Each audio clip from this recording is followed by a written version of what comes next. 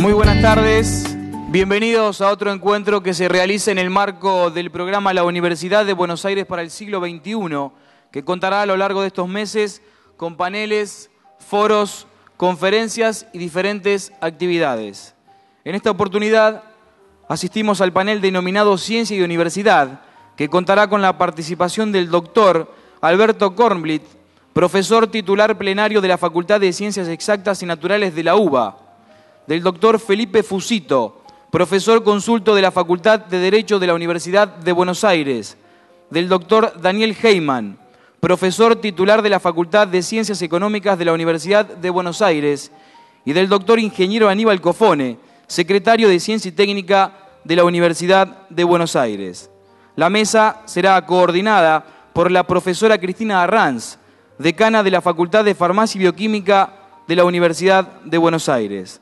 Les contamos a los presentes que este encuentro se está transmitiendo en vivo por streaming y puede verse en la plataforma digital programasiglo21.rec.uba.ar. Allí también están disponibles los videos de las actividades que ya se realizaron en el marco de este programa.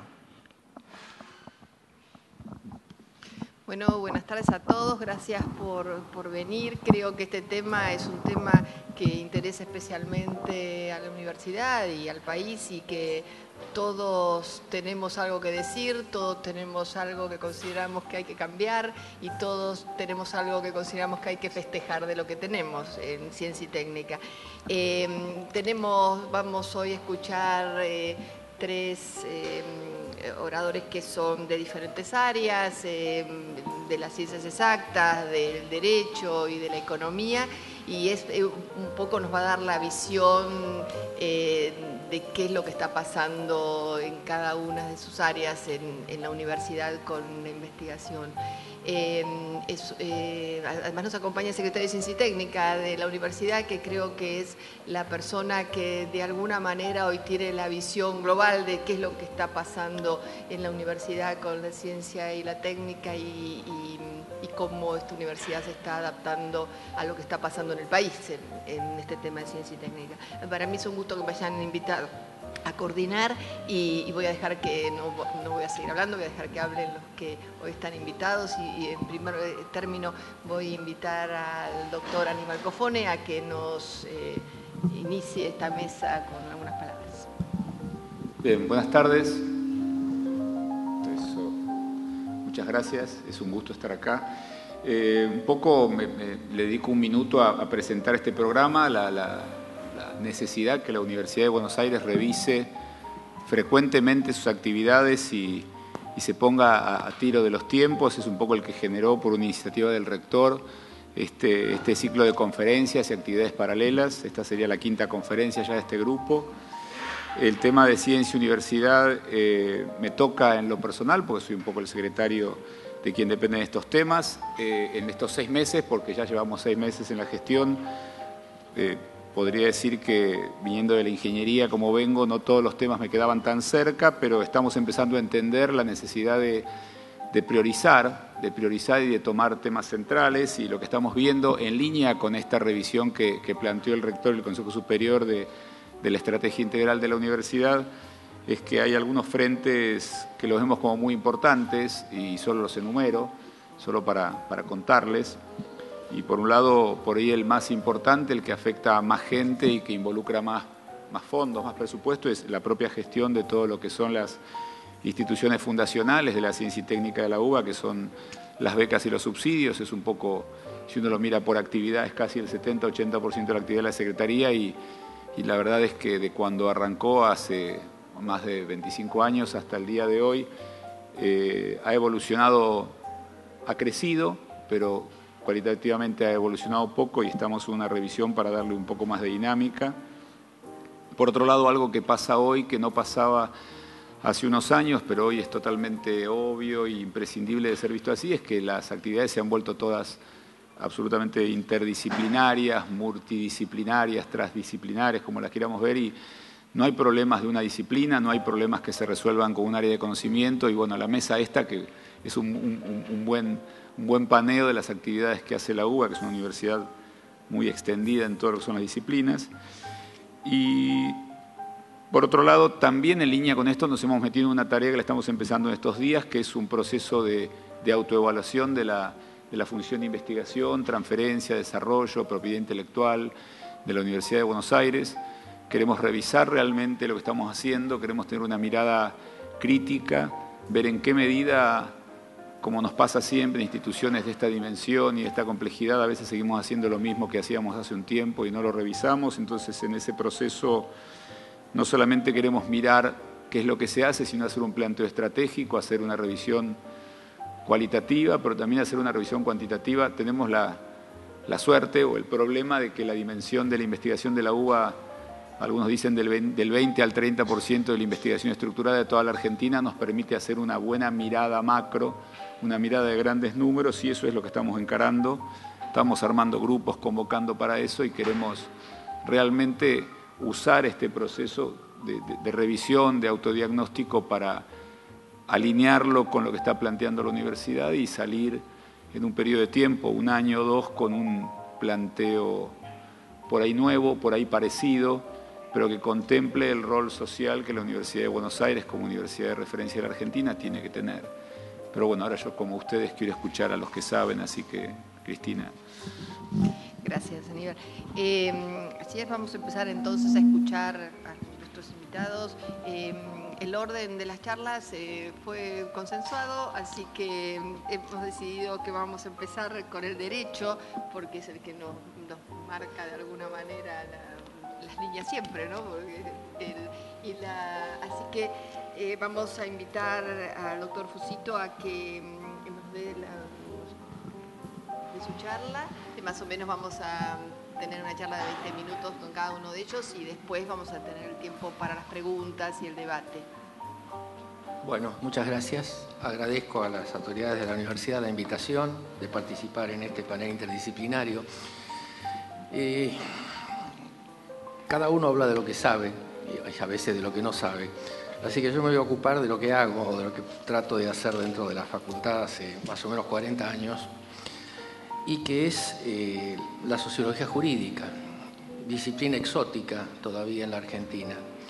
En realidad, nosotros, el derecho tiene mala prensa, mala fama en el ámbito intelectual.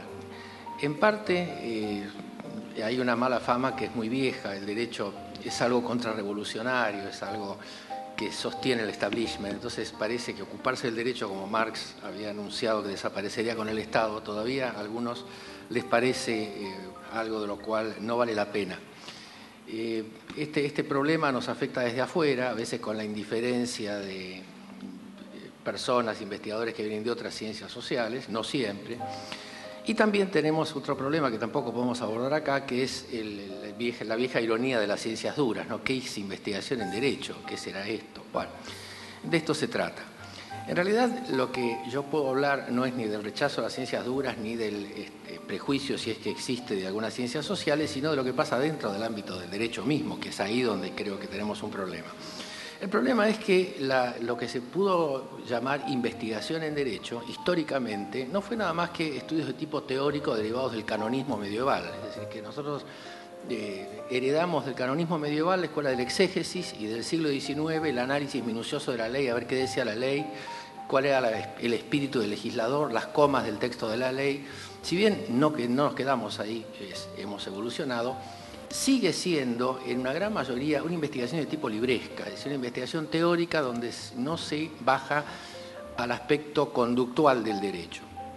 En realidad esto no es un problema nuestro, esto es un problema que viene de la filosofía, y si aceptamos el dualismo kantiano, derecho como validez, derecho como eficacia, es decir, un ámbito de abstracción captado por la razón y un ámbito práctico captado por los sentidos, o si aceptamos el realismo, en el cual el derecho es conducta.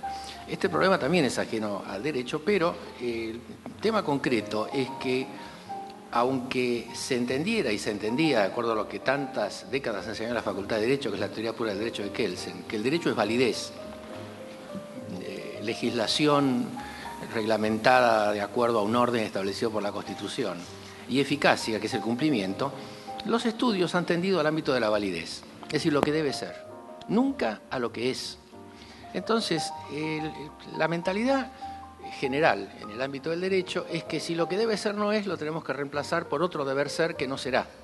Pero nunca nos preguntamos por qué lo que debe ser no es. Esto es un poco la idea de la investigación empírica en derecho. La investigación empírica en derecho existe, pero es limitada.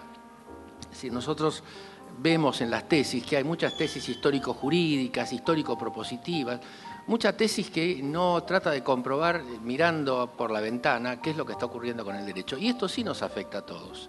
Porque el derecho, nos guste o no nos guste, es un ámbito de coerción que afecta a todas las personas. Entonces, si una norma nos interesa y no investigamos por qué no se aplica, estamos en un problema. A mí me preocupa a veces como profesor de la Facultad de Derecho y miembro de comisiones de posgrado, cuando algún colega dice que, por ejemplo, la corrupción debe ser estudiada teóricamente. ¿Cómo se estudia la corrupción teóricamente? La corrupción se estudia a través de una confrontación de textos normativos con lo que hace la gente. Bueno, esta es un poco la historia que nosotros tenemos y por lo cual nos ha implicado una gran dificultad tratar de insertar la investigación empírica que utiliza los métodos de las ciencias sociales y que no pretende ninguna certeza absoluta, ni mucho menos, pero que sí pretende tratar de probar relativamente que no bastan las opiniones validadas por la autoridad. El criterio de autoridad estaba muy bien en la época medieval, pero nosotros tenemos gente, no muchos, pero tenemos, que no quiere mirar por el telescopio de Galileo, porque no está escrito en los libros de los maestros, o Aristóteles no lo dijo. Es decir, estas cuestiones me da la impresión de que más que el siglo XXI son del siglo XVI, XVII y en el derecho del siglo XIX. Entonces, cuando nosotros estudiamos esto, nos encontramos también con alguna resistencia vinculado a este desprecio del estudio del derecho como conducta. El derecho como conducta tiene una tradición norteamericana, una tradición anglosajona, en el realismo jurídico norteamericano. Y no falta alguno que considera que si es norteamericano es malo, debe ser imperialista, y no ve que cuando uno observa el derecho como conducta, llega directamente a la aprehensión de lo que la gente hace con eso que llama derecho, y no de la teorización sobre el derecho. Nosotros como alumnos en la década del 60 estudiamos las naturalezas jurídicas de no sé cuántas cosas, las esencias de no sé qué instituciones, que son cuestiones francamente medievales. Yo nunca supe que era la naturaleza jurídica de nada y la esencia de nada. Yo veía que se entendía concretamente por un hecho o una definición dada socialmente respecto de una institución. No sé qué es la esencia. Bueno, el estudio de las esencias todavía sigue. Yo veo en libros que tratan sobre cómo deben hacer tesis los graduados de Derecho o investigaciones, los becarios de investigación, y hablan de las esencias. ¿Qué esencias? Bueno, este es un problema que nosotros tenemos, por los cuales creo que todavía se sigue cumpliendo aquel viejo principio que indicaba Rudolf von Jhering sobre el cielo de los conceptos en los cuales divagaban los juristas, que nunca se caían del cielo porque siempre buscaban alguna nueva alternativa para mantenerse flotando en el espacio sin jamás mirar por la ventana. La idea de Jhering, esa excelente imagen de jurisprudencia en broma y en serio, era el jurista que se dormía leyendo un tratado de derecho romano a la luz de la lámpara, creyendo realmente que la lámpara era la luz del sol, porque nunca había mirado por la ventana. Bueno, a mí me parece, y a un gran grupo de colegas de la facultad, que el derecho hay que mirarlo por la ventana, es decir, hay que mirar qué pasa en la calle. Y esto es lo que nosotros no tendemos. Ahora, en esto hay una paradoja, y es la siguiente. Los profesores que sostienen estas posiciones absolutamente abstractas del derecho y que jamás bajan a un punto de realidad, no son investigadores exclusivos en derecho, sino que son prácticos del derecho, o son jueces o son abogados en ejercicio. Es decir, ellos viven de la práctica del derecho, pero cuando llegan a la cátedra universitaria, teorizan. Es decir, no llevan la práctica, lo que les pasa a ellos todos los días, a los alumnos, a los futuros colegas, sino que teorizan lo más abstracto que pueden, y cuanto más compleja es la abstracción, mejor es. En esto recién recordábamos con los colegas, en este momento hay una conferencia de Mario Bunge, una frase de Bunge que es cierto, es decir, las cosas hay que decirlas con claridad. Es decir, cuando las cosas son complejas y uno las complejiza más, no está haciendo ciencia, está complicando, porque la ciencia tiende a simplificar, a hacer comprensible lo incomprensible. Algunos tienden a ser más incomprensible y a generar círculos de ocultismo. Bueno, también tenemos esto. A mí no me convence especialmente, creo que las cosas deben ser dichas con claridad, y si el derecho tiene un lenguaje técnico como cualquier otra disciplina, Este tecnicismo no significa ocultismo, que en algunos casos se practican. Entonces, nosotros entendemos que para estudiar, investigar el derecho, hay que entender las relaciones que el derecho normativamente considerado tiene con otras fuentes normativas, por ejemplo, la costumbre. Cuando alguien dice existe corrupción, y bueno, es antijurídico, bueno, de acuerdo, ¿y cómo sigue esto? Y esto sigue con una sanción, bueno, pero la sanción no existe, ¿cómo sigue?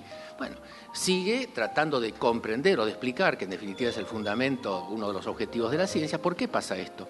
Bueno, ahí podemos entender que hay costumbres contra la ley que pueden ser más fuertes que la ley. Por lo tanto, si una práctica corrupta se extiende en el tiempo, se extiende en el espacio y nadie la sanciona, bueno, es que tenemos que estudiar cuáles son las causas normativas que la mantienen. Porque una ley no se sustenta sola, la ley no es un código arriba de una mesa, la ley es un instrumento en manos de personas. Bueno, hay otros instrumentos. La costumbre es un instrumento, como fue la religión, como lo es la ética, y estas son normas que pueden prevalecer sobre el derecho. Entonces, nuestra función, en todo caso, en la investigación en derecho, es tratar de explicar y predecir las cuestiones, no sancionar exclusivamente. Pareciera que el objetivo del derecho es poner sanciones al incumplimiento. No nos preocupamos de ver qué pasa cuando esas sanciones no existen y no existen por mucho tiempo, cuando ese derecho queda derogado. Puedo tomar temas elementales como las normas de tránsito, por ejemplo, seguimos sancionando normas de tránsito y si una norma no anda ponemos otra y nos preocupamos por saber por qué existe una indisciplina absoluta en materia de tránsito en la Argentina. Bueno, tratemos de explicar esto y no insistamos en el derecho porque la costumbre, la educación, la forma de vivir es mucho más importante que el derecho. Los únicos que ven derecho por todos lados son los juristas. En la vida cotidiana el derecho no es tan relevante como los juristas creen que es. El derecho es relevante a veces en las cuestiones procesalistas, las cuestiones administrativas que se juegan en los tribunales y que a veces son artificiosas, porque estas viejas máximas que lo que no está en el expediente no está en la vida, a veces nos hace olvidar que la vida pasa afuera del expediente. Y a veces el expediente es una construcción donde la vida no aparece. Sumémosle a esto una gran tradición de procedimientos escritos, de jueces ausentes porque leen escritos, de jueces que son testigos de los testigos porque leen a veces declaraciones que han tomado empleados, y vamos a ver cómo la abstracción del derecho también está en la práctica que yo acabo de mencionar como una fuente de enriquecimiento que a veces no se da. Un punto sobre la carrera de investigador en esta área. ¿Cómo debería ser la carrera de investigador? Bueno, la carrera de investigador, nuestros becarios de investigación que los tenemos, muchas veces además de haber cortado su carrera sin saber por qué, porque hay un punto que no se sabe a veces cómo sigue, debería tener una buena parte de práctica profesional. Es decir, esto debería cumplir la vieja idea de Carlos Cosio. Carlos Cosio decía que un abogado, un jurista, se formaba la mitad del tiempo en la facultad y la mitad del tiempo en una secretaría de un tribunal, porque es una práctica y además también es un arte. Bueno, nuestros becarios, más que dedicarse full time a la investigación libresca, deberían dedicarse una buena parte a ver y a practicar el derecho. El derecho es una práctica social y deberían practicarlo. Esto tampoco lo tenemos. Tenemos mucha gente que investiga en derecho, investiga teóricamente en derecho y se va formando desde el momento que se recibe en una investigación teórica. En ningún momento se los convoca o se los llama a ver qué es lo que está pasando en el tribunal, en la mediación, en la situación de solución o de conflicto social. Esto es fundamental para poder entender el derecho. No se puede entender el derecho leyendo un libro. Ese es el derecho de los libros, no es el derecho de la acción, como decían los norteamericanos, los denostados norteamericanos. El derecho en la acción hay que verlo en la calle. Entonces, si uno no ve el derecho en la calle, no entiende el derecho. Tiene una virginidad absoluta en el derecho, que es un alumno sobresaliente de textos jurídicos que haya repetido memorísticamente el derecho. En la última investigación que hice del estudiante de Derecho, entrevisté con extensión a 50 estudiantes de Derecho a punto de recibirse. Me encontré que la mayoría sostiene que se siguen preguntando de memoria los códigos y se sigue preguntando de memoria lo que los juristas dicen, es decir, las palabras exactas del maestro fulano. Es decir, se estudia como los cánones medievales. ¿Qué importancia tiene esto? Tiene importancia pues el criterio de autoridad. Entonces los alumnos dicen, vale más la memoria que la inteligencia, vale más la memoria que la experiencia. Bueno, sí, esto es lo que dicen ahora. Lamentablemente no es algo que se pueda resolver de afuera, es algo de la misma cultura interna del derecho y tiene una larguísima tradición.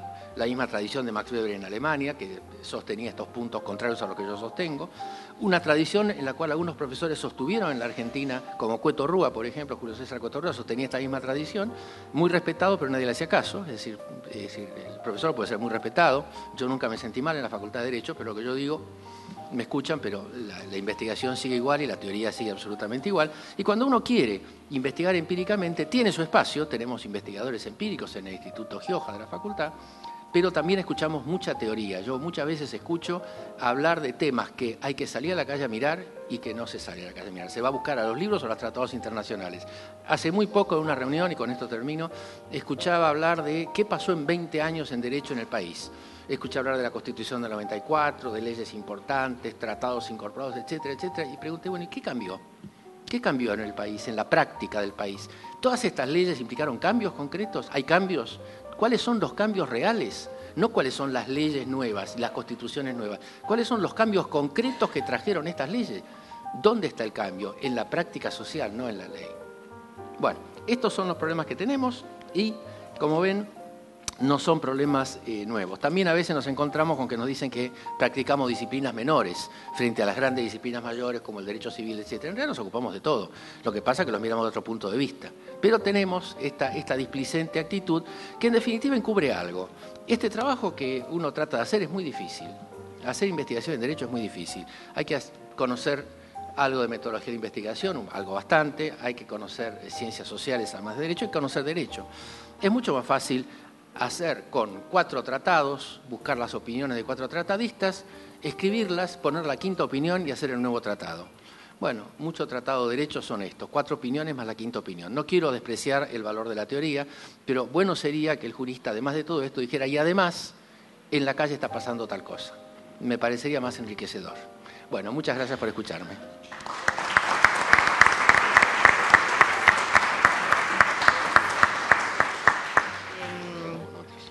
Y ahora del derecho nos vamos a la economía y lo invitamos al doctor Daniel Heyman, y que nos sorprendió cuando vimos su currículum, que además de economista es físico y realmente, o sea que va a haber, se dedica más a la economía, pero que seguramente el ser físico lo ha llevado a ver las cosas de una manera bastante distinta. Muchas gracias. No, vengo como un mero macroeconomista en un campo circunscripto. Bueno, gracias por la invitación. Me dio lugar a reflexionar sobre algunos temas que uno los tiene más o menos implícitos, pero que no los saca a la luz. Me pareció muy interesante la charla anterior, digamos, algunos temas como mirar por la ventana, que me parece que son esenciales. Lo que quisiera hacer es discutir algunos rasgos generales asociados con el estado general de la economía y algunas características particulares de la investigación en el país y particularmente en la universidad. Déjeme empezar por lo primero. La economía, si uno lo piensa, abarca un enorme conjunto o subconjuntos de campos.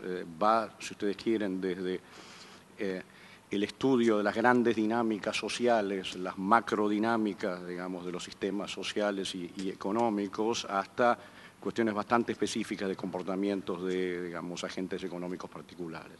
No solamente una cuestión micro-macro, digo, el campo es muy amplio. Pero hay algo que me gustaría destacar como, digamos, dentro de esta amplitud, algo que me parece que es un tema común, que es el estudio sistemático de fenómenos relevantes.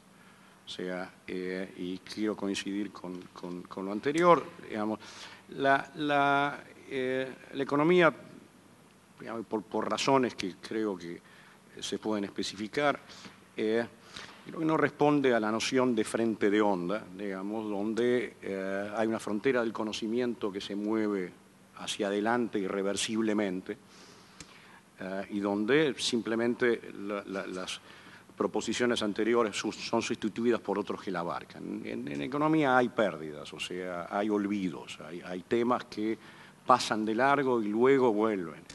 Por lo tanto, yo creo que tener una noción del pasado de la disciplina, tener una noción de las discusiones de la disciplina, es realmente muy importante. especialmente porque a menudo hay ciertas digamos, tomas de posición implícitas o explícitas, preanalíticas, digamos, que llevan a una dirección en el trabajo, en la teorización, en la investigación. Ahora, dicho esto, me parece que el mantener el foco en los fenómenos, el mantener el foco en lo que está afuera, más allá de lo que puede ser una discusión doctrinaria o una discusión escolástica, es fundamental. Yo creo que desde el punto de vista incluso de la demanda social, a la demanda social le importa menos lo que dicen los economistas que lo que los economistas pueden decir sobre las cosas que ocurren en el mundo real. Segundo punto es que, digamos, no hace falta decirlo, pero es una trivialidad, la economía trabaja con sistemas de enorme complejidad. Si uno lo piensa desde una perspectiva, estamos hablando del resultado colectivo de las decisiones de millones, decenas de millones, miles de millones de agentes, cada uno de los cuales es tan inteligente como el promedio de los economistas. ¿Okay? De manera tal que desde el punto de vista del comportamiento individual y desde el punto de vista de la interacción de los agentes que da lugar a estos comportamientos colectivos, hay que por lo menos tener un respeto, digamos, tal vez reverencial, aunque no tanto, con el sistema con el cual uno está trabajando. Y eso yo creo que hace incluso a lo que fue la historia de la economía. En varias oportunidades, y hay que decirlo con enfoques de distinto tipo, se proclamó el final de la economía. Antes de la crisis de los últimos años en el norte, la noción, ya más o menos sabemos lo que tenemos que saber, es una cosa usual. Digo, no solo, esto es un caso particular, hay otros casos también. Y cada vez que hubo una complacencia de esta característica, una crisis. Y la crisis fue cambiando a su modo los enfoques de investigación hasta el punto en el cual se desarrolló otra complacencia y vino otro golpe de mano y se cambió, etcétera, etcétera. Yo creo que esa lección hay que aprenderla y la lección es que estamos en un tema que está en flujo. O sea, yo creo, y esto además tiene que ver con, digamos, cuestiones generacionales, a la cual voy a tratar de referirme dentro de un rato, quien hace investigación en economía tiene que aceptar el carácter provisorio de lo que investiga. Y lo tiene que aceptar de una manera esencialmente explícita y tiene que ser consciente, por otro lado, de que aquellas cosas que uno dice en general no tienen un rango de validez universal, si bien pueden tener un rango de validez relevante. Es decir, el economista es alguien que implícita o explícitamente está metido en una dinámica del conocimiento, que incluso a lo largo de la carrera de alguien le va a implicar reconsideraciones, reflexiones, cambios en la manera en la cual cree o trabaja. Yo creo que esto tiene varias implicancias. La primera es que es difícil esperar en una disciplina de tal diversidad y en esta dinámica, como digo, unicidad metodológica. Yo no conozco a nadie que no crea que el uso de las matemáticas que hace en economía no es óptimo, desde no usarla a no hacer otra cosa que matemática. ¿Okay? Y la verdad, uno dice, mira, vos podés agregar conocimiento de diversas maneras. La cuestión es que tengas claro cuál es el contexto en el cual las cosas que vos agregás tienen sentido y en qué contexto vos tenés que recurrir a aproximaciones que tienen otra metodología que no es la tuya. Esto que, digamos, en algún sentido llama a un cierto pluralismo metodológico, yo quisiera aclarar que es esencialmente, creo, lo opuesto del eclecticismo, porque acá no se trata de usar un montón de llaves para abrir una puerta, sino usar la llave que abre la puerta que uno quiere abrir. O sea que la adecuación del enfoque, el método de análisis al problema, me parece que es algo que el economista tiene que tener bastante conciencia.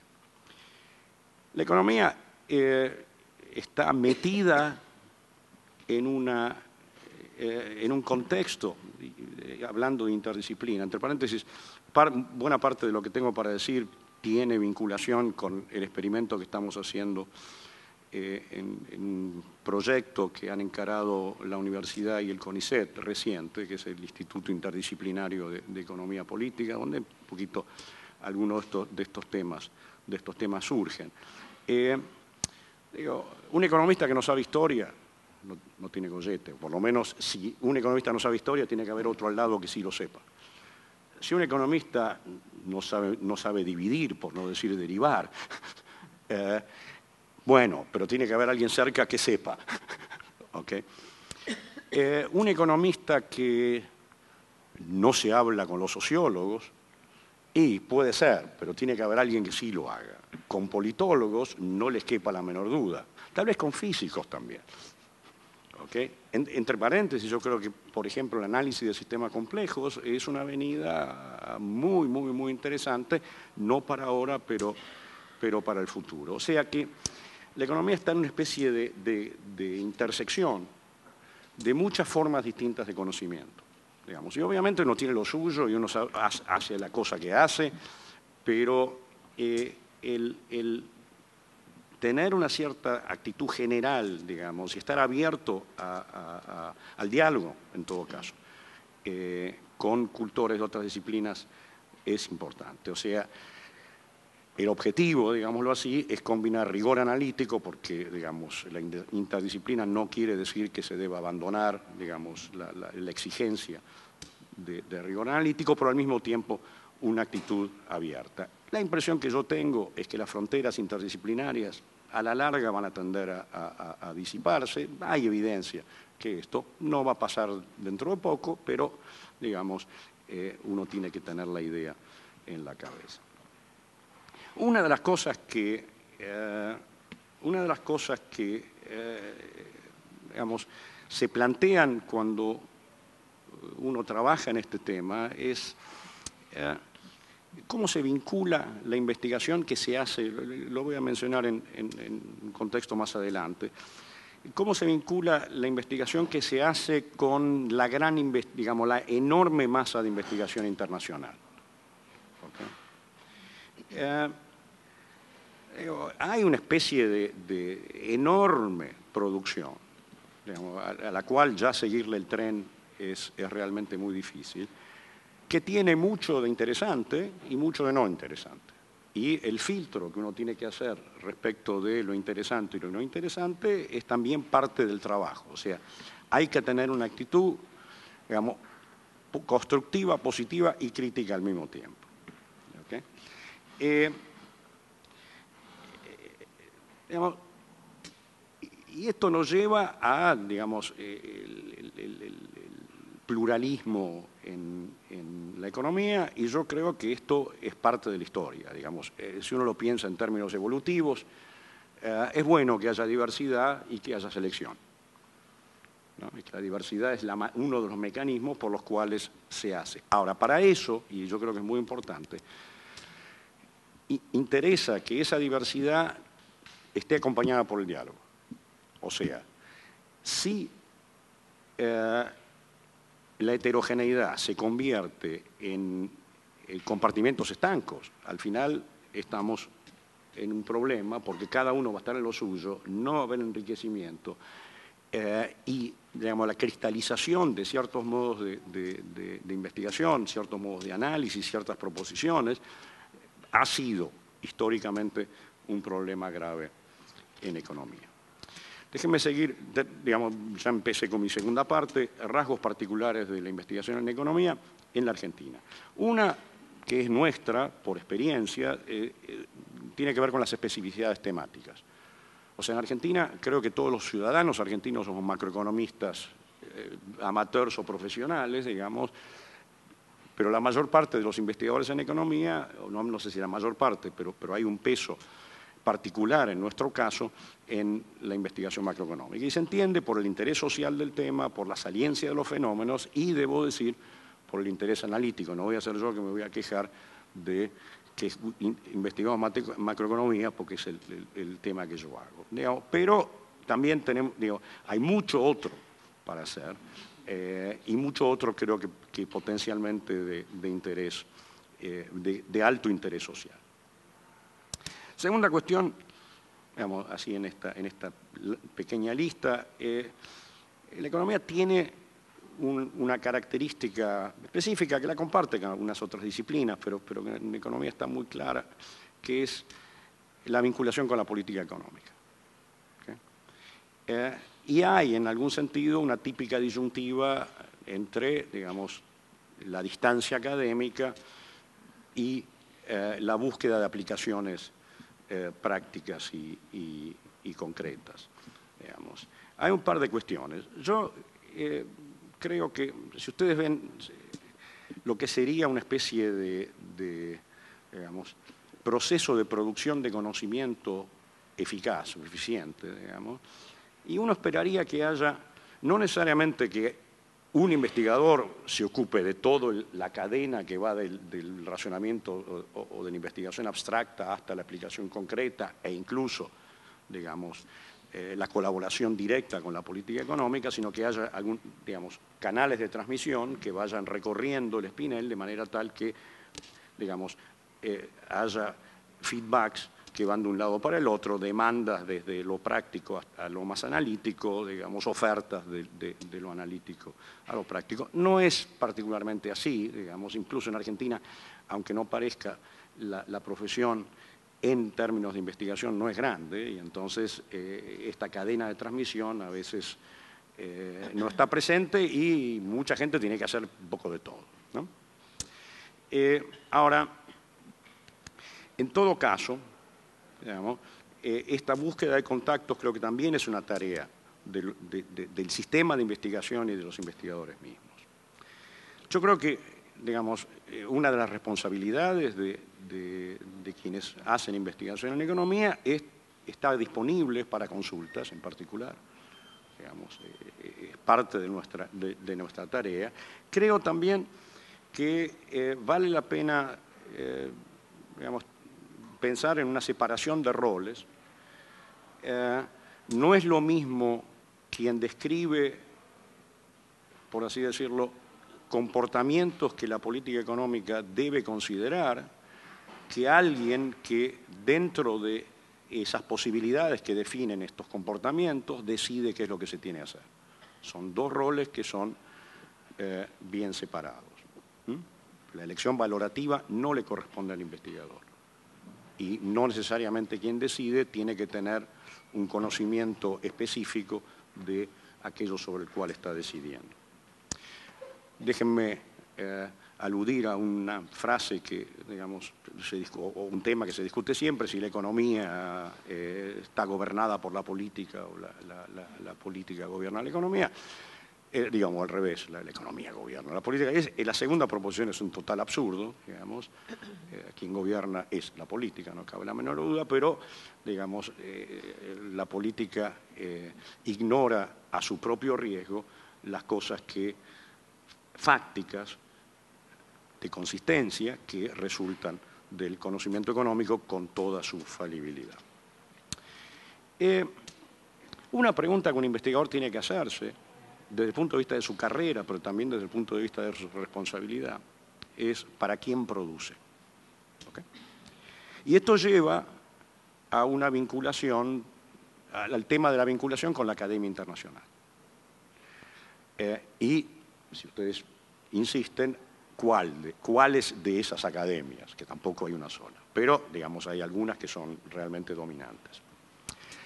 La primera cuestión es, por cierto, hay una validación de la calidad de la investigación a partir de las publicaciones internacionales. O sea, esto, digamos, se está imponiendo de una manera creciente y se entiende por qué. Al mismo tiempo que yo creo que el mantenimiento de estándares de rigor analítico que están a veces asociados con el acceso a este tipo de publicaciones internacionales, yo, digamos, un poco por la experiencia del tiempo que he pasado en el oficio, no estoy seguro que me gustaría una integración plena, no estoy seguro que me gustaría que la investigación en economía en Argentina sea algo así como una gota dentro del océano de la investigación internacional. Y digamos, le voy a tratar de explicar por qué. En primer lugar, por las cuestiones temáticas. Hay temas que nos preocupan, por un lado, y temas que nosotros, en parte por experiencia propia, hemos aprendido que no son ni la preocupación ni el conocimiento que se genera afuera, cuestiones de metodologías y una cuestión también que tiene que ver con las interacciones locales. A mí un tema que me preocupa a veces es, digamos, por un lado, el provincialismo es evidente, pero por otro lado, algo así como la sensación de que la interacción en el medio local no interesa. Hay situaciones donde la gente dice, mira, yo trabajo para el mundo. Entonces, el vecino de al lado, qué sé yo, hablaré con él o no hablaré con él, pero no me importa particularmente. Y, como decía, el tema de la interacción, el tema del roce de pensamiento, creo que es una parte importante, especialmente de nuevo en una profesión que no es en el fondo tan grande.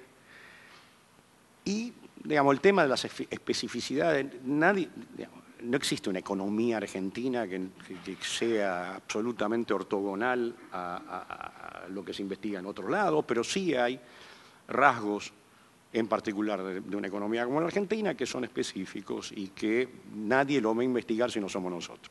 ¿Okay? Entonces, eso le da una especie de característica, de la misma manera que seguramente hay enfermedades que son nuestras, y no la van a investigar afuera.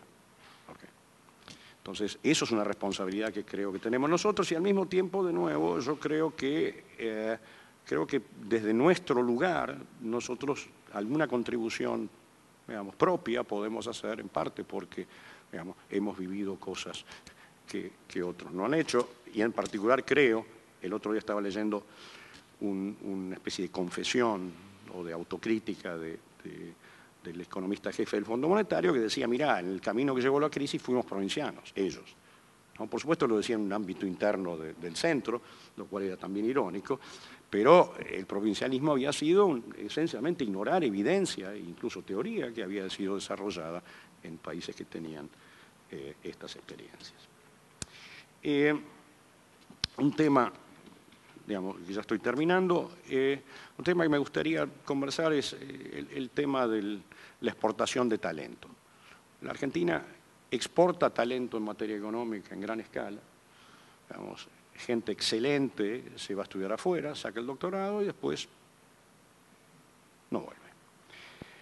Hay un esfuerzo, y yo creo que hay que reconocerlo, digamos, y en el IEP tenemos que agradecer ese esfuerzo por parte de CONICET con las becas de repatriación e incluso de la universidad, digamos, y esto creo que atraer gente muy buena que quiere tomar el compromiso de hacer investigación acá, digamos, es importante. Ahora, no es fácil. Digamos, no es fácil atraer a gente que no tenga una vocación muy importante. Eso es algo que me parece que está planteado, pero que, digamos, para alguien que piensa un cachito en lo que va a pasar cuando uno ya no esté trabajando en el tema, me resulta realmente relevante. Universidad. Digamos, yo creo, digamos, siempre hay una tensión, digamos, porque el tiempo es finito y el tiempo que uno pasa dando clases y corrigiendo exámenes no es tiempo que pasa investigando, el tiempo que pasa, digamos, y viceversa. Ahora, yo realmente creo en la complementariedad de esas tareas, por lo menos en mi campo particular de actuación. Desde el punto de vista, si ustedes quieren, de la contribución que puede hacer la investigación a la enseñanza, me parece que es claro la relevancia de tener producción local de conocimiento con fines de la transmisión de saberes y técnicas. No es lo mismo alguien que conoce un libro de texto que alguien que haya trabajado específicamente en algo. ¿Okay? Hay efectivamente una tendencia a la separación, y esto no se ve nada más que en Argentina. En Estados Unidos la tendencia, según tengo entendido, es que digamos, estrellas de la investigación que están exentos de docencia, mientras que las clases la dan adscriptos que se dedican particularmente a la docencia. Pero, digamos, convencer a los investigadores de la relevancia de digamos, interactuar con estudiantes y convencer a la universidad, digamos, de la relevancia de que no solamente hay que dar clases, sino que es importante la investigación, me parece importante. Y yo creo que desde el punto de vista de la investigación, a mí, por ejemplo, la interacción con los estudiantes me ha resultado una riqueza enorme, digamos. Y por otro lado, yo creo que hay una tarea, justamente porque en una disciplina que, como decía, está en flujo, la gente joven con la cual uno interactúa son aquellos que van a llevar adelante el tema. O sea, no es que estamos transmitiendo saberes terminados, estamos transmitiendo, digamos, formas de razonar, proposiciones sobre el mundo que van a ser cambiadas y renovadas. Así que en ese proceso evolutivo me da la impresión de que el diálogo intergeneracional es también muy importante. Así que eso es lo que tenía para decir.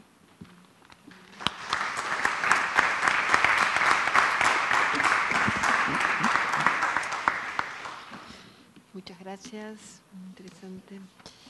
Y ahora vamos a nuestro último orador, antes del debate, que es el doctor Alberto Kornblith, que ahora sí nos vamos a otro tipo de ciencias. Bueno, buenas tardes a todos. Quiero agradecer a las autoridades de la universidad que me invitaron para participar de esta mesa, a la decana, secretario, hay decanos también en la audiencia. En realidad yo no voy a hablar de mi disciplina, ni siquiera de las ciencias exactas, entre comillas, porque la idea que tenía era hablar un poco de mi visión sobre problemas de política científica universitaria en general. Y por eso le puse un título a la intervención que era ¿hay universidad sin investigación? Y bueno, es una pregunta retórica. Evidentemente no puede haber universidad sin investigación porque la universidad el concepto de universidad está íntimamente, indisolublemente ligado a la generación de conocimiento. Y la generación de conocimiento en cualquier disciplina, ya sea ciencias exactas, ciencias sociales o incluso en las profesiones liberales, implica investigar, implica buscar, implica ver lo nuevo, lo que no se conoce, lo que no se ha visto todavía, que será transitorio como siempre ocurre en la investigación científica. Entonces pensaba abordar este tema a partir de antinomias o dicotomías que voy a enunciar primero todas ellas y después trataré de decir algo sobre cada una de ellas. La primera antinomia es universidades privadas versus públicas, la segunda es dedicación exclusiva versus dedicación parcial, la tercera es cargos ad honorem versus cargos rentados, la cuarta es masividad versus excelencia, la quinta es profesionalismo versus investigación científica y la sexta es concursos abiertos versus estabilidad laboral y la séptima es becarios o trabajadores. O sea que para tratar de ver todos ellos. Y al final les hablaré un poco del contexto político, económico y social en que se tienen que resolver estas contradicciones. Entonces, la primera es la más sencilla, universidades privadas versus públicas. No hay una cuestión de principios respecto de lo privado y lo público en la sociedad. En mí sí la hay. Yo no quiero las universidades privadas, no deberían existir, pero los rectores de las universidades privadas se enojan conmigo cuando digo eso. Pero básicamente hay que tener mucho cuidado que hay muchas instituciones terciarias que transmiten conocimiento y que no lo generan. Por lo tanto, no deberían llamarse universidades. Y ahí está el problema. Está en la concepción de la institución. O sea, la institución, si se llama Universidad Privada de Mongopirulo, tiene, perdón que se está grabando, tiene que hacer investigación. Y hacer investigación es caro. Y hacer investigación no se financia con los estipendios que pagan los alumnos. Se financia con grandes presupuestos que solo pueden provenir del Estado, como provienen incluso en las universidades privadas exitosas, no las argentinas, del hemisferio norte, o una cercana, la Católica, Pontificia Universidad Católica de Chile, que es privada, es de gestión privada, pero está mantenida por el Estado chileno. O sea que no me queda duda que ahí hay un problema que cuando hable del contexto político-económico va a volver a surgir. El segundo es dedicación exclusiva versus dedicación parcial. Bueno, si bien la universidad tiene por objetivo tres tareas, que son investigar, enseñar y hacer extensión, nuestra universidad en particular tiene una deuda muy grande con la existencia de dedicación exclusiva. Salvo en nuestra facultad, en la Facultad de Ciencias Exactas y en algunas otras facultades, la cantidad de profesionales, docentes, investigadores con dedicación exclusiva es muy baja en nuestra universidad. Y eso no puede ser así, y tampoco puede ser que se utilice la dedicación exclusiva para acumular horas de docencia. Las horas de docencia son una cantidad determinada y si alguien tiene dedicación exclusiva lo tiene que usar el resto o para hacer investigación o para hacer extensión. Este es un tema álgido que solo se va a resolver por decisión política y con un incremento de presupuesto, que es necesario para sostener la idea de que la universidad generadora de conocimiento necesita dedicación exclusiva. El tercer problema es la existencia de ad honorems versus cargos rentados. Problema que tampoco existe en nuestra facultad, porque en nuestra facultad está prohibido ejercer la docencia ad honorem y está prohibido ejercer la docencia si no se ha ganado o un concurso o una selección interina desde el ayudante segundo, pasando por el ayudante primero, el jefe de trabajos prácticos, el profesor adjunto, el asociado y el titular. ¿Con esto qué quiero decir? Que es un arma de doble filo, porque hay una responsabilidad institucional de no solucionar los problemas de falta de personal teniendo cargos ad honorem, y eso ocurre en muchas facultades de nuestra universidad, pero también hay una complicidad que sería revertir parcialmente la carga de la prueba de quienes aceptan trabajar ad honorem.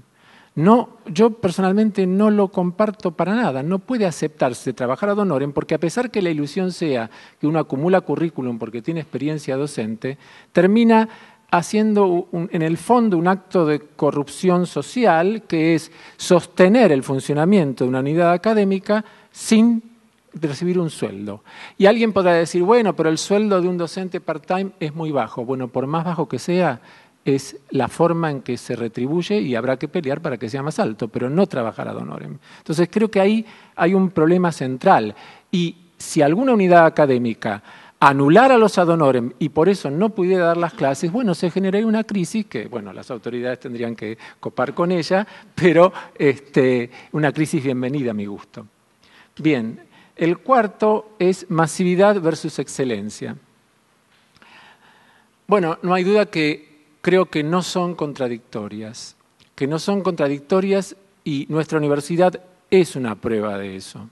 Es una prueba de que una universidad abierta en la base, gratuita, entendiendo la educación universitaria como un derecho y no como un privilegio de pocos, es totalmente compatible y además es retroalimentable sobre la excelencia académica.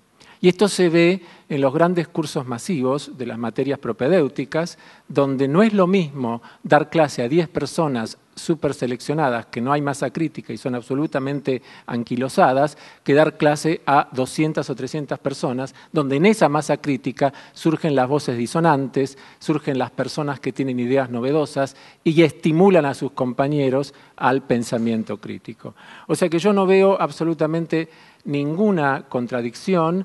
Creo que justamente esa contradicción es la que enarbola el establishment para favorecer las universidades privadas, porque considera que en ambientes reducidos, en ambientes bien acondicionados, con aire acondicionado y con buena luz, se aprende mejor. No, señores, se aprende mucho peor. Y perdón si soy un poco exagerado. El quinto punto es profesionalismo versus investigación científica. Sí, sin duda es una deuda también de nuestra universidad. Nuestra universidad tiene investigación científica, pero también se beneficia de una gran actividad científica que no está financiada directamente por la universidad, sino que está financiada por el CONICET o por otros organismos. Y creo que, y esto tiene mucho que ver con lo que hablaron mis colegas, porque ellos justamente son investigadores en universidades donde predomina el profesionalismo, creo que deberíamos poder recapacitar de cómo, a través de la dedicación exclusiva, aquellas facultades que tienen un excesivo profesionalismo lo vayan delegando en función de una verdadera universidad con profesores full-time y docentes full-time que hagan investigación. Yo creo que es una tarea muy difícil, yo no creo que yo la vea en mi vida, pero sería interesante que la Universidad de Buenos Aires tuviera un programa de ir convirtiéndose cada vez más en una universidad basada en la investigación y la ciencia y cada vez menos en una universidad profesionalista. Sin desmerecer que las profesiones liberales son necesarias, eso no hay duda. Me interesó mucho el tema del derecho respecto de la crítica que vos hacías a que en las clases de derecho la mayor parte de los que las dan son prácticos del derecho que en lugar de transmitir su experiencia de la profesión, teorizan. O sea, yo entiendo la crítica a que sería bueno que tocaran los pies en la tierra y transmitieran más la experiencia de su profesión. Pero también me pregunto si, no siendo investigadores, están capacitados para teorizar. ¿No es cierto? Porque es el doble juego. No transmiten el saber práctico y teorizan sin investigar. ¿De acuerdo? Bien. Entonces, el punto, ya me estoy perdiendo. El punto 6 es concursos abiertos y periódicos versus estabilidad laboral. Este es un punto conflictivo, que es conflictivo con las gremiales docentes, obviamente, porque es cierto que después de ganar 2 o 3 concursos, el profesional llega a el docente con investigación parcial o con dedicación parcial o exclusiva, llega a un punto en el cual dice, bueno, ¿por qué tengo que volver a concursar? ¿Por qué no puedo tener estabilidad laboral? Etcétera, etcétera. Para mí sigue siendo una ventana importante y abierta los concursos periódicos y abiertos. Y yo creo que si los concursos periódicos y abiertos dan el peso suficiente a la tarea docente ya realizada, que es lo que generalmente ocurre, los riesgos de perder el cargo por concurso porque se presente alguien nuevo que no tiene antecedentes docentes, pero que sea mejor en investigación, son relativos. O sea, es cierto que los concursos abiertos y periódicos han cumplido un papel importantísimo en la vuelta a la democracia en nuestra universidad y hay facultades de nuestra universidad donde todavía hay bastante retraso en eso. Pero también creo que con un buen reconocimiento a la tarea ya realizada no hay peligro que a través de concursos periódicos y abiertos se pueda continuar con la tarea que se viene realizando. El tema becarios versus trabajadores, porque esto es un tema candente, acá hay becarios que supongo que van a querer hablar después de las intervenciones. No hay duda que hay un problema coyuntural que tiene que ver con los estipendios dignos y que ese problema tiene que ser solucionado. O sea, no es posible que los becarios que son pagados por la universidad ganen menos que los becarios que son pagados por el CONICET. En otras épocas, y hoy lo recordábamos con el secretario, no había este problema porque los becarios UBA ganaban más que los becarios del CONICET. Entonces, siempre quedaba un plus en el cual, en todo caso, había que ir a protestar al CONICET, no a la UBA. Pero ahora se ha producido una situación inversa y esto yo creo que el ingeniero Cofone algo va a decir al respecto de los incisos presupuestarios que intervienen. Pero hay otros problemas. Está el problema, por supuesto, yo considero que los becarios tienen que tener derecho a licencia por maternidad y por enfermedad y tienen que tener asistencia médica incluida en la beca. Ahora, sobre el tema de ser trabajadores, acá hay un problema, si se quiere, epistemológico, y es el siguiente: el becario de doctorado es un estudiante de doctorado.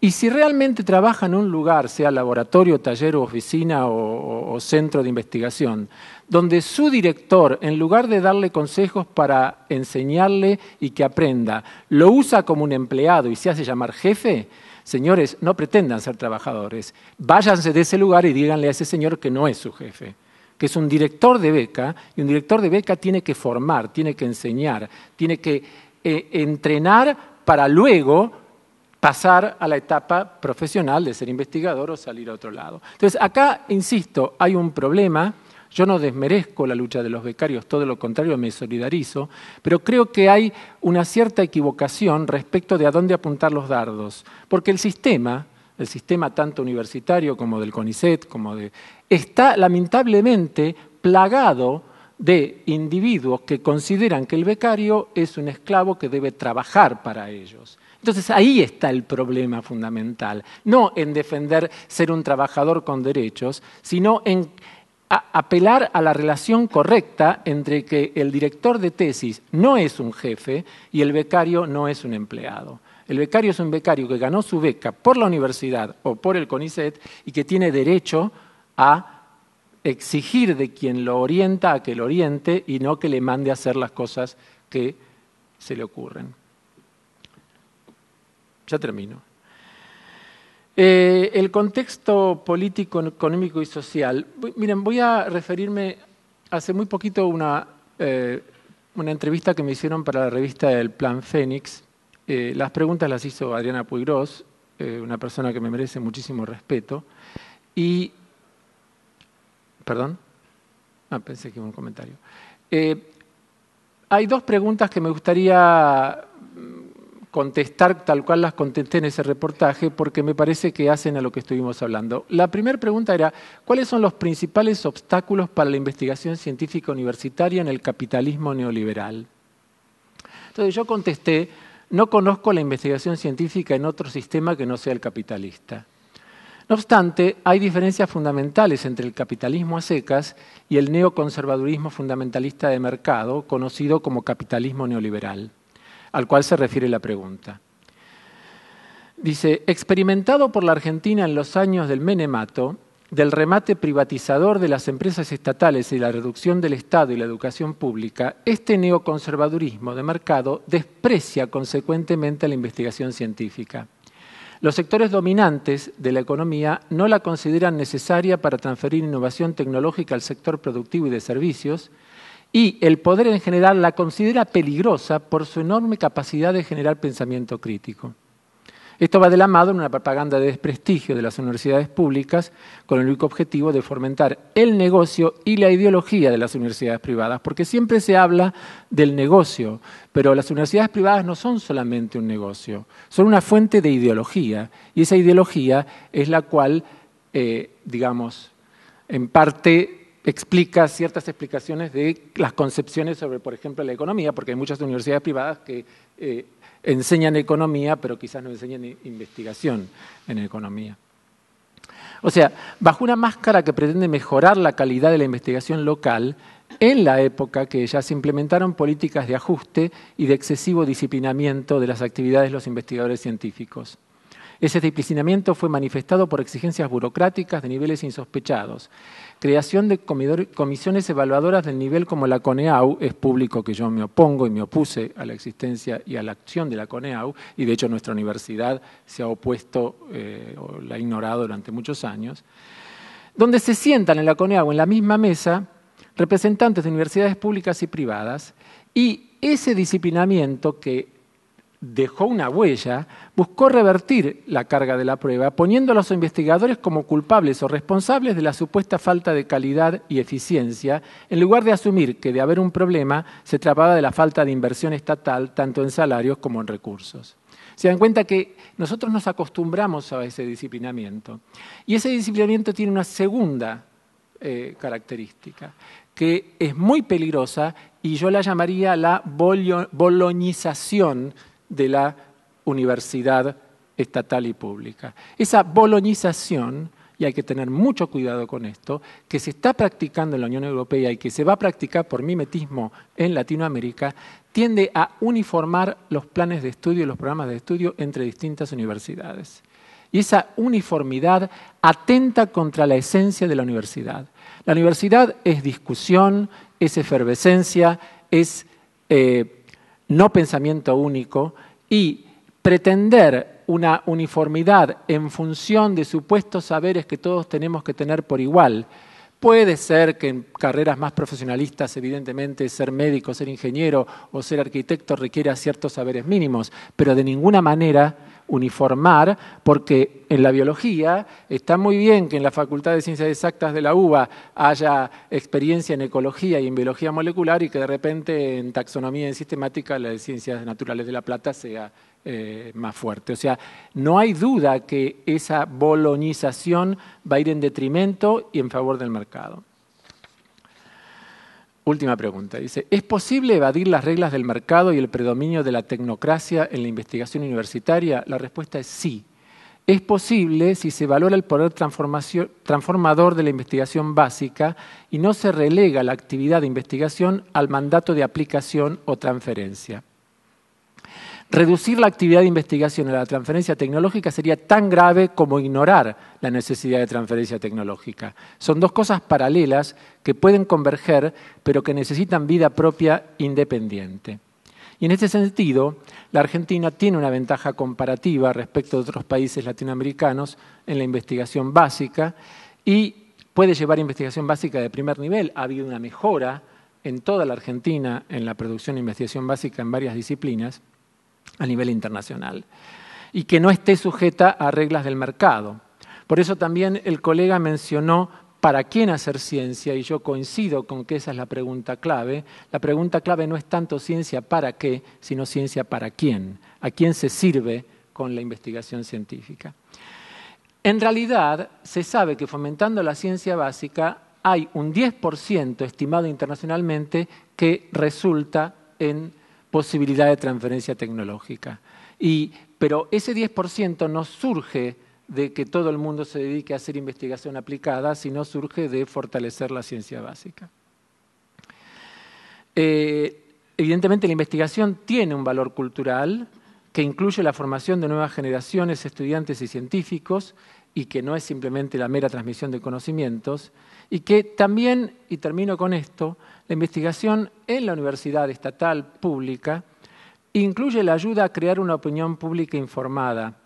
Somos los científicos los que podemos ayudar a entender y explicar con cierto rigor y fundamentación a que se reemplacen explicaciones chantas, explicaciones no fundamentadas, a los problemas de interés de toda la sociedad, como el calentamiento global, la minería a cielo abierto, los organismos genéticamente modificados, la fecundación asistida, el estatus del embrión, la identidad familiar de las víctimas de la dictadura, las enfermedades, la alimentación, el aprovechamiento de la energía, y bueno, podría seguir nombrando. Y ahí terminé con un poquito de sesgo hacia las disciplinas que yo conozco un poco más. Muchas gracias.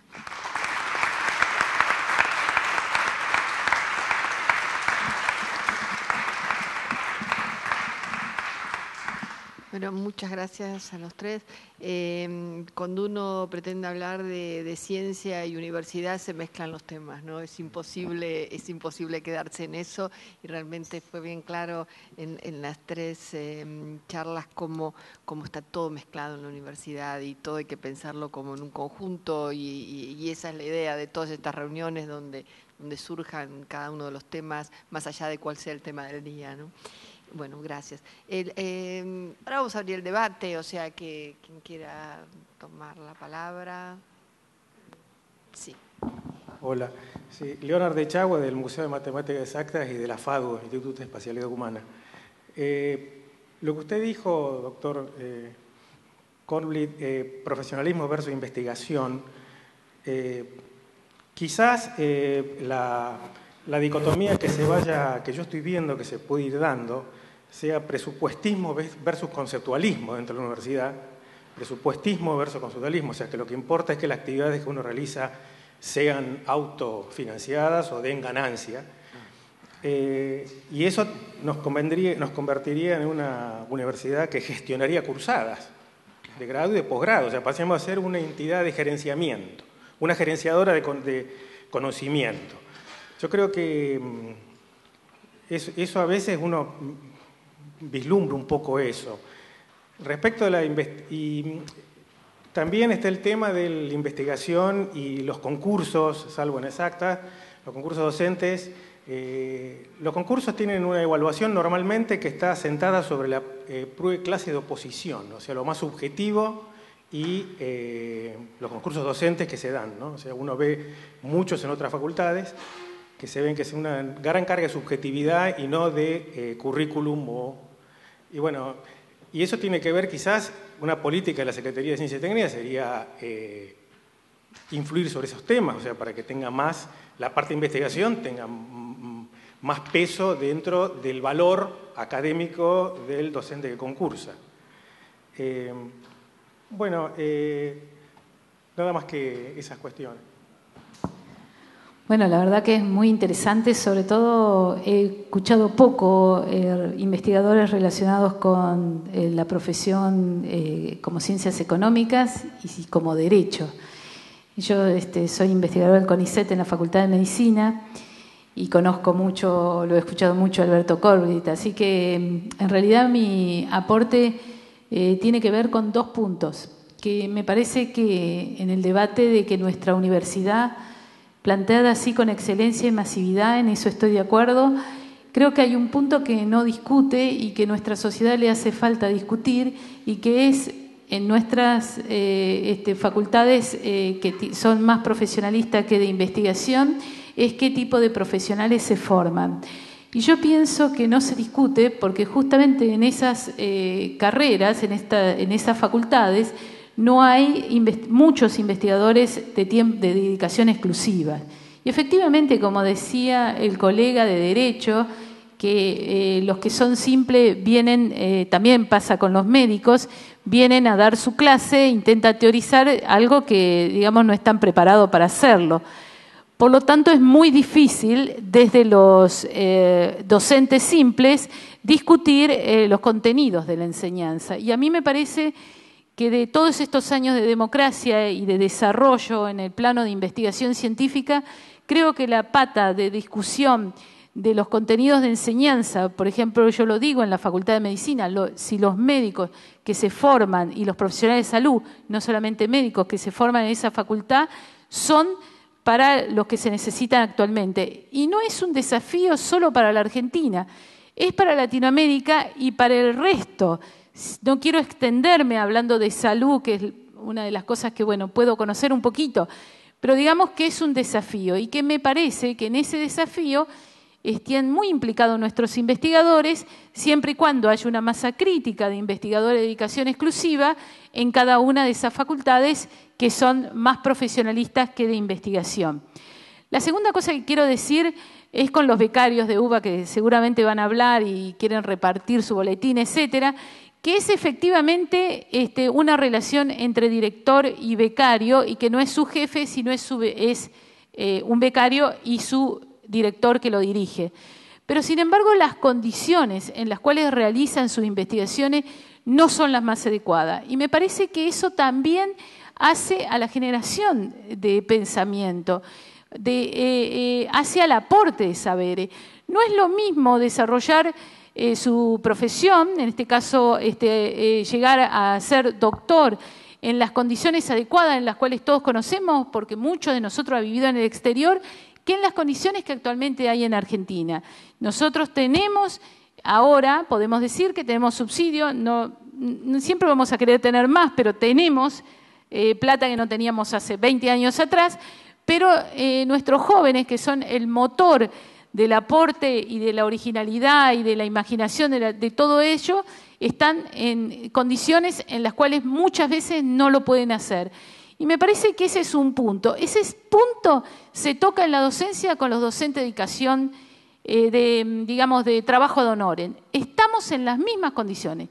Aquellos docentes que trabajan ad honorem no pueden formarse, son los jóvenes, son aquellos que van a decirnos a nosotros lo mal que está y lo bien que debe estar en la continuación, y sin embargo tienen el problema de que no cobran y que son esa mano de obra barata disponible para ocupar un cargo. Si lo hubiera rentado, ¿no? En la Facultad de Medicina, recuerdo, hay 5.000 docentes ad honorem.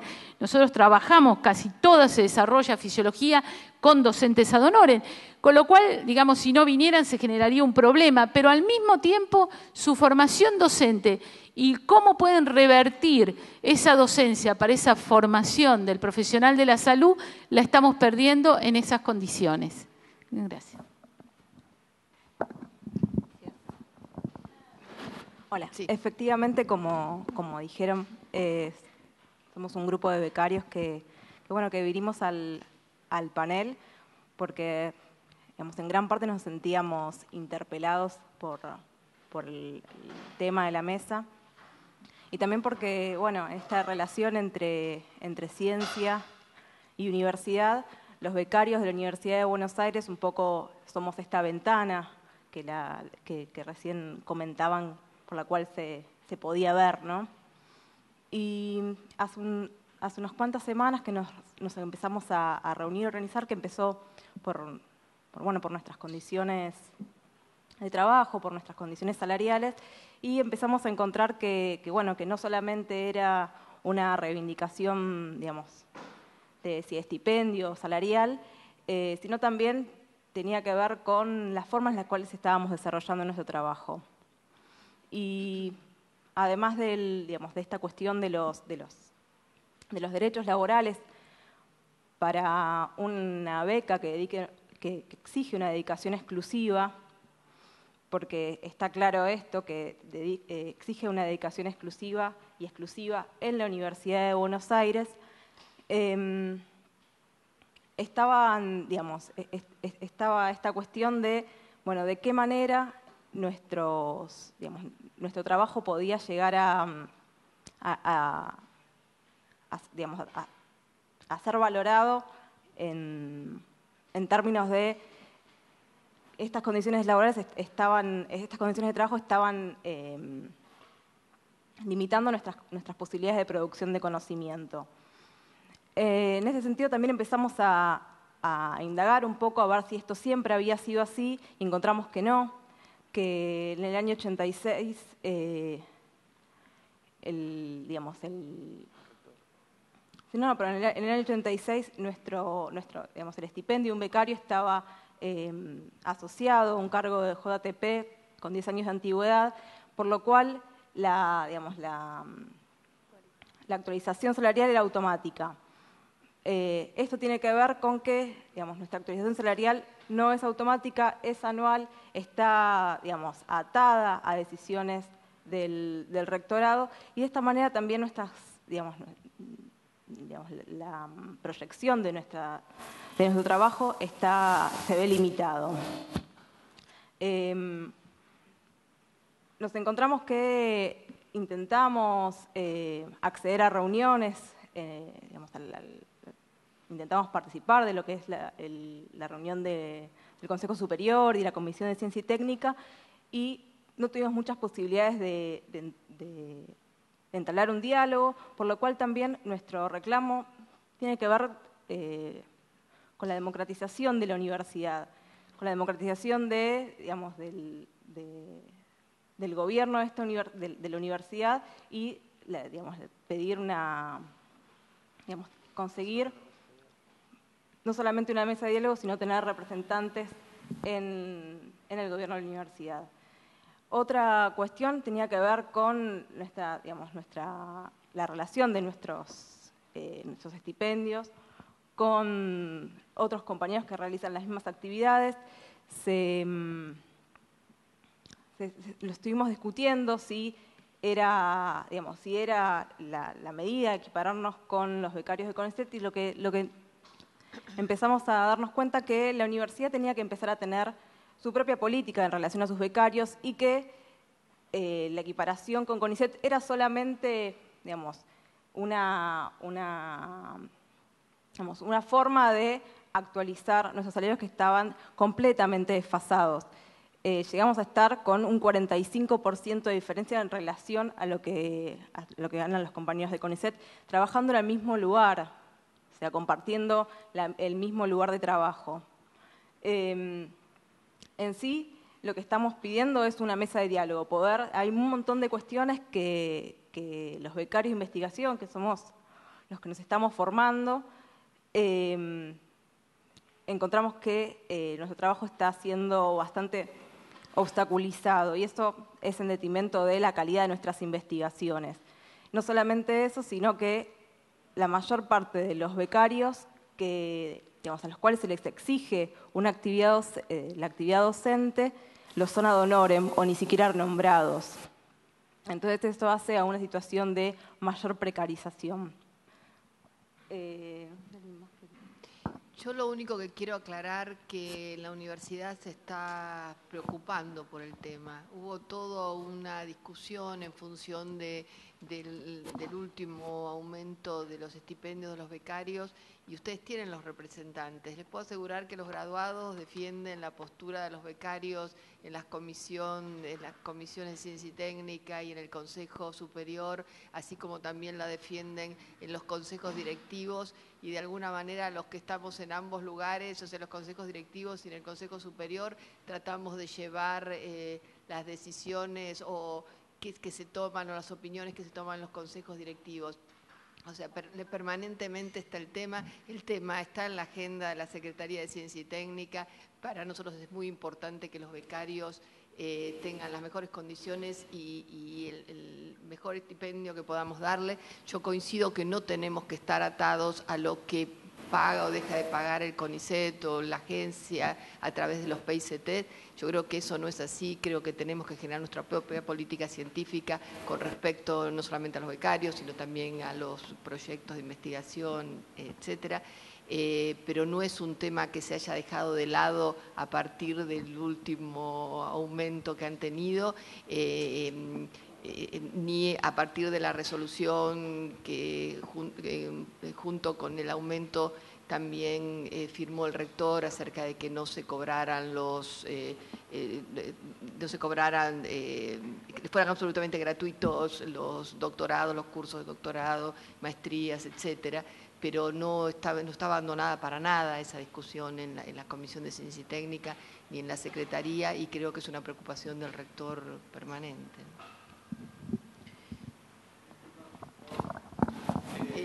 Un micrófono tenés que dar.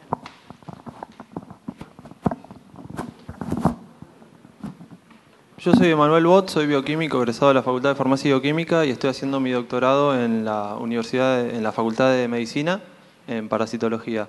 Y con respecto a esa resolución de que sea gratuita todo el pago de aranceles de cursos por el periodo presupuestario 2014, entendemos que el periodo presupuestario 2014 abarca todo el periodo del año.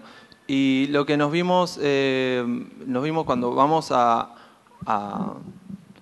reclamar que nos devuelvan, por ejemplo, plata que salió de mi propio bolsillo para hacer un curso de citometría de flujo que era muy importante para mi formación, me dijeron, no, supuestamente me decían que no podía aplicarse retroactivamente. Entonces quedó supeditado a solo 4 meses, cuando la mayoría de los cursos de posgrado ya arrancaron y ya se están terminando. Creemos que eso debería ser algo permanente, y porque dado un estipendio de 5.800 pesos con dedicación exclusiva, con la matrícula bloqueada para realizar otras actividades profesionales, con 5.800 pesos no se podía ni trabajar ni investigar, que investigar es trabajar, eso me parece que es muy importante, ni tampoco realizar esos cursos, dado que muchas veces también parte de nuestra formación implica ir a congresos, presentar resúmenes, y todo eso a veces termina saliendo de nuestros bolsillos, dado que por más buena voluntad que hay de los directores, a veces no hay plata y es limitado también hasta para comprar el reactivo propio que necesitamos para laburar en la mesada. Entonces, me parece que eso es fundamental que se revea de forma permanente el tema de los cursos.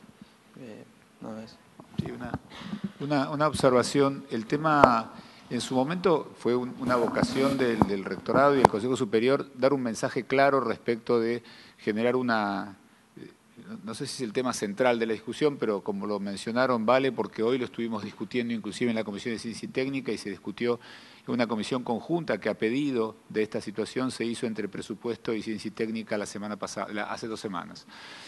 El tema es, lo que quisimos dar fue un mensaje claro y el Consejo Superior lo ratificó, que a los becarios UBA teníamos que darle adicionalmente al tema de la remuneración del estipendio una ventaja clara y concreta respecto al costo de los cursos que hacían en la UBA, porque era un reclamo concreto que habíamos recibido. Y la norma salió muy escueta, no es ese el único punto. Hablaba acá con el abogado que las normas, me dicen los abogados, que entran a funcionar a partir del momento en que son definidas. Por supuesto, podría haber dicho artículo 2, esto corre a partir del 1 de enero, pero no lo decía porque teníamos una clara limitación presupuestaria. Uno trata de manejarse en los ramos que tiene. Lo que sí pedimos a las facultades que al final de este periodo, de este semestre, el 1 de marzo, nos informe del impacto que tuvo presupuestario en cada uno, porque la intención es ratificarlo, pero para lo cual, por una cuestión presupuestaria, tenemos que hacer una previsión. Pero se tomó la medida en ese momento clara, que tiene algunas dudas porque hemos recibido consultas de diferentes facultades, para mandar ese claro mensaje de dar un beneficio específico a los becarios UBA con respecto a otros formatos de financiamiento de becarios. Pero lo que salió fue a partir del momento reglamentado, como es con cualquier norma, ¿no?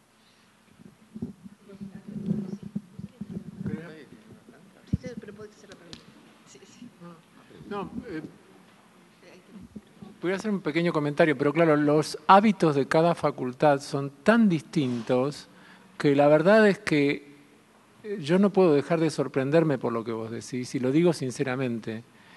En primer lugar, los cursos de doctorado en nuestra facultad son gratuitos para los estudiantes de doctorado, ¿no es cierto, decano Reboreda? Yo no sé si es una reglamentación de la UBA o de Exactas.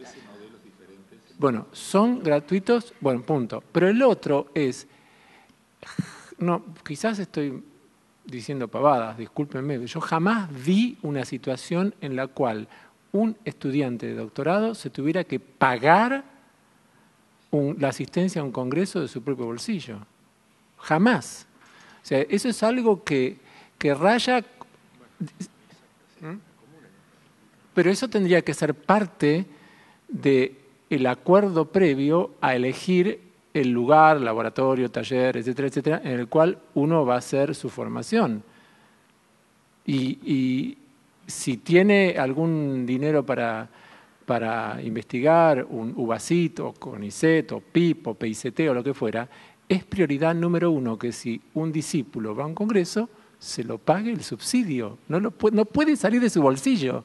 Eso ya no es una lucha gremial, no tiene nada que ver con lo gremial. Tiene que ver con entender qué es un estudiante de doctorado y entender qué es un director.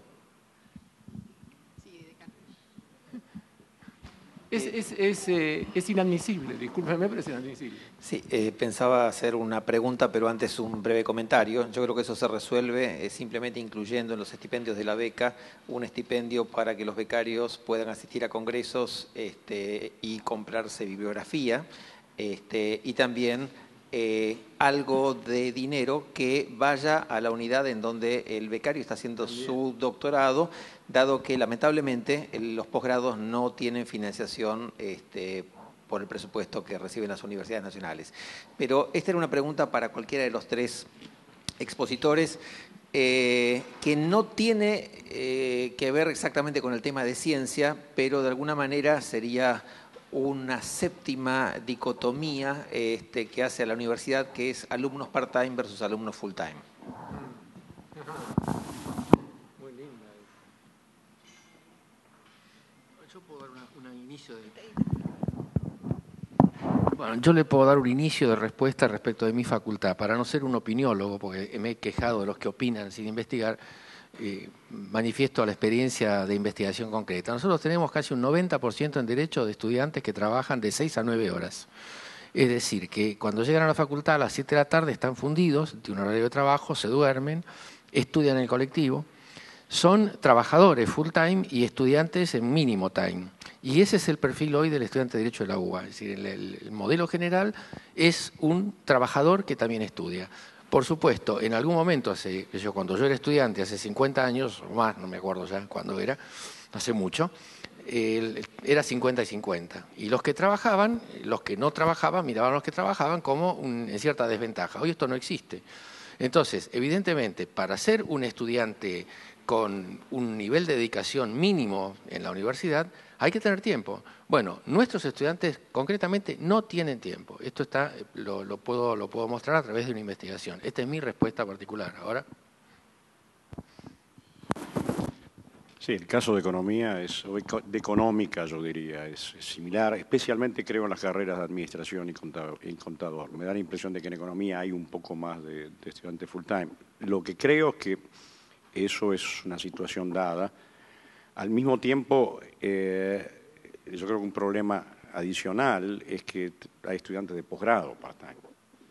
Entonces, ahí ya la cosa cambia fuertemente. Me parece que si tuviera que poner esfuerzo, pondría esfuerzo al menos en que aquellos que están formando seriamente en un trabajo ya más dirigido o, digamos, a una capacitación profesional, digamos, avanzada o bien directamente para la investigación, que sí tengan una contención ligada a la investigación y al mismo tiempo la capacidad como para, digamos, mantenerse mientras están estudiando. Bueno, vamos a ir cerrando esta mesa. Creo que sí, no, yo no sé dónde está. Tratemos de que sean cortos porque estamos en el tiempo de dejar el espacio.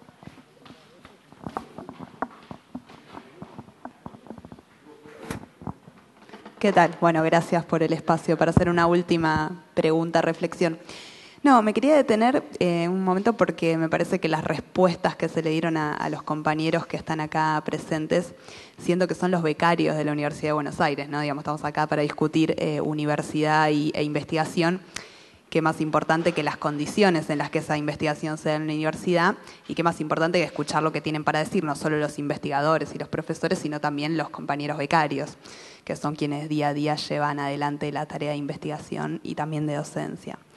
Me llama un poco la atención, me parece que hay algo que trasluce del conjunto de las intervenciones y de las respuestas que se dan, que es, digamos, plantear los conflictos que acá han surgido y que no solo los que plantean los compañeros, sino muchos otros, en un contexto, digamos, que poco tiene que ver con la realidad de la universidad. La universidad podría ser de muchas otras maneras, la relación entre el becario y el director podría ser de muchas maneras, pero la realidad cotidiana del conjunto de los becarios no es esa. Digamos, acá me parece que se manifiesta una sorpresa por el planteo de una relación laboral, cuando me parece que, digamos, que haya abusos en la relación entre el director y el becario, que nosotros los conocemos y son muchos, no implica que no tenga que haber una relación laboral entre el becario y la institución que lo contrata, sea la Universidad de Buenos Aires o sea cualquier otra.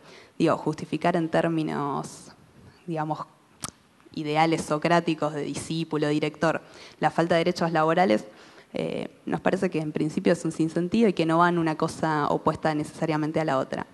Por otro lado, acá los compañeros relataban, y con esto termino, cuál fue la respuesta que recibieron de parte del gobierno de la universidad en torno a su reclamo. Ellos se movilizaron, bueno, yo fui parte de la movilización también como parte de Jóvenes Científicos Precarizados, al rectorado que los recibió vallado y con la policía, algo que nos sorprende demasiado porque es usual hoy por hoy en la universidad, pero que debería sorprendernos porque las sesiones de Consejo Superior deberían ser públicas. Lo mismo ocurre con las comisiones como las que mencionaban de Ciencia y Técnica. No han logrado, digamos, ser recibidos por las autoridades de la facultad y siendo, en principio, digamos, tuvimos una primera reunión y luego no hemos hecho distintos pedidos y no han sido recibidos.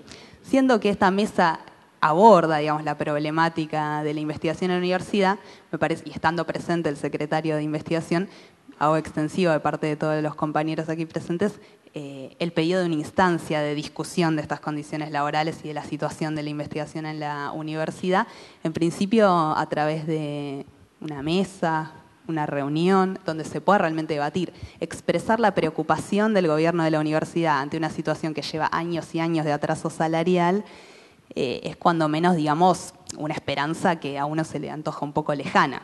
Con lo cual, digamos, queríamos dejar sentado acá frente al conjunto de los asistentes que realmente se pueda dar un camino para solucionar esta situación y que no quedemos, digamos, que no quede en una discusión en términos teóricos, sino concretos de la situación de la investigación en la universidad. Gracias. Gracias.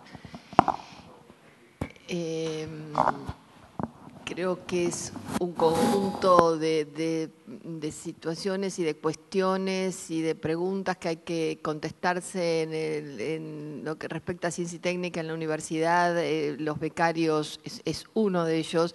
Hoy tuvieron el espacio para para hablar de los problemas que todos conocemos y que, vuelvo a insistir, todos estuvimos de alguna manera participando en tratar de resolverlo y creo que se va por ese camino. Hoy se hicieron muchas preguntas, creo que va a servir para aportar a esta evaluación que se está haciendo en la Universidad de Buenos Aires y que finalmente va a tener que tener sus respuestas. O sea, esta es la etapa de evaluación y después va a tener que venir la etapa de ver cómo se solucionan los problemas que se detectaron en los distintos temas y en las distintas áreas de la universidad. Yo eso por ahora es lo que les puedo decir. Muchas gracias a todos los que participaron. Realmente es una actividad importante para la universidad esta y no solamente los que están acá, sino los que nos siguen a través de la streaming, ahí está. Y creo entonces que esto se agranda mucho más y todos los van a estar escuchando de otras maneras. Yo lo último les quiero dar a cada uno de los participantes un pin de la Universidad de Buenos Aires. Ustedes son Universidad de Buenos Aires, pero esto es de alguna manera algo que a lo mejor no tienen y los hace más Universidad de Buenos Aires todavía. Muchas gracias por haber venido. Muchas gracias y acá tengo sus diplomas y bueno, un aplauso para todos. Fuerte el aplauso para los docentes.